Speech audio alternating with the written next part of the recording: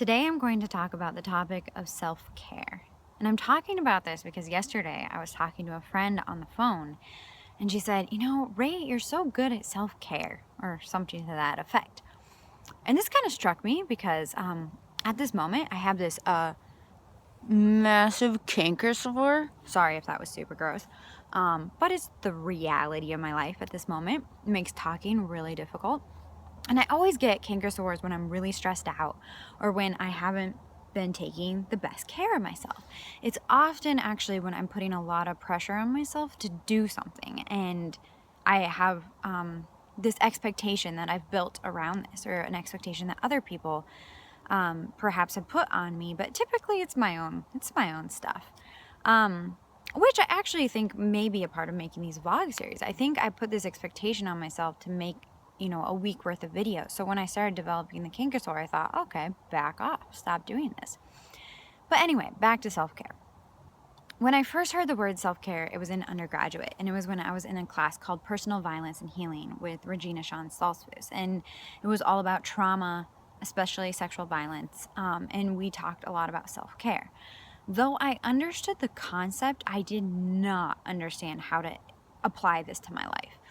And the reason I didn't understand that is because I didn't realize how much my own trauma created this idea, this persona that I had of myself, that I had to save the world. Like literally, the entire world was on my shoulders. Like these shoulders, they had the whole world on them, and it hurt a lot. I had a lot of shoulder pain throughout college, and well, still do, honestly, most of my life. Anyway, so I think this is kind of a common thing, especially for activists, or especially for people who are consciously trying to heal their trauma. In the process of wanting to heal the trauma, we become a little bit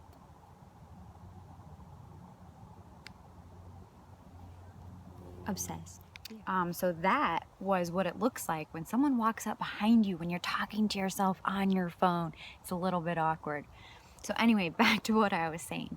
So activists, I think it's extremely common for activists to have this whole save the world mentality, especially for those of us who are working towards healing, but really anyone. We want to do good, we want to make good, we want to create good, and that is completely honorable. There's nothing wrong with that. The issue, though, is very much like the issue that I talked about in the compassion video, that in order to save someone else, we absolutely have to save ourselves first. We can't expect to like totally transform the world if we haven't started trying to transform ourselves. And a really huge component to transformation is self-care.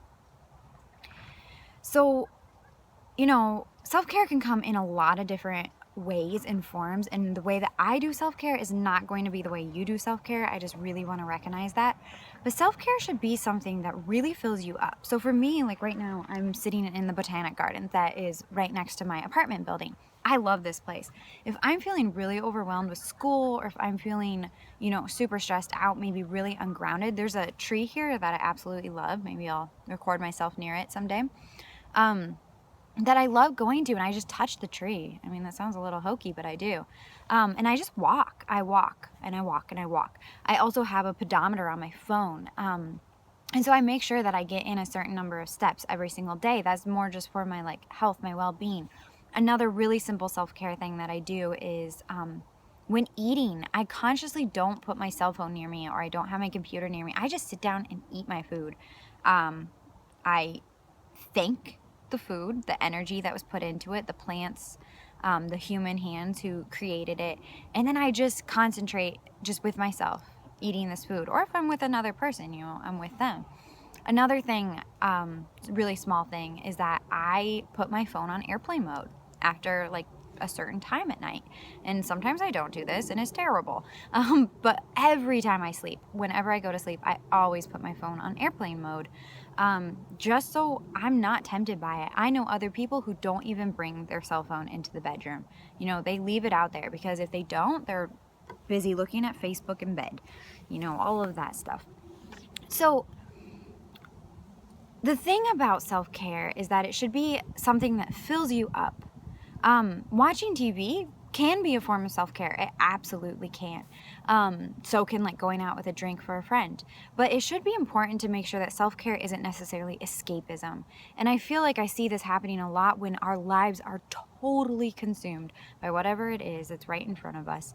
And then we have to go and do, a form of distraction to get away from that. So we'll sit in front of the TV trying to just not even think about all of that crazy stuff that's going on in our life. There's nothing wrong with this. I'm not condemning watching TV. I just want to make that clear.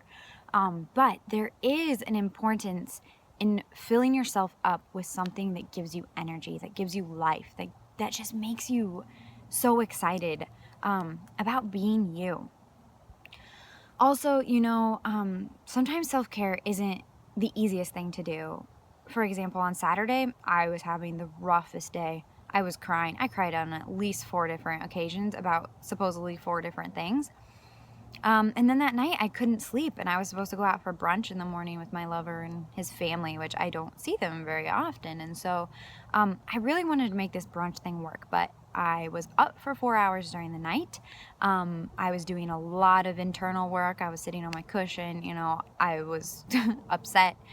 And I had a lot of schoolwork to finish that I hadn't gotten done on Saturday because I was such an emotional roller coaster. And so I decided to say, you know what? I can't go to brunch. And that makes me feel sad, and it makes me feel like I'm letting people down, but it is the important thing for me to do right now.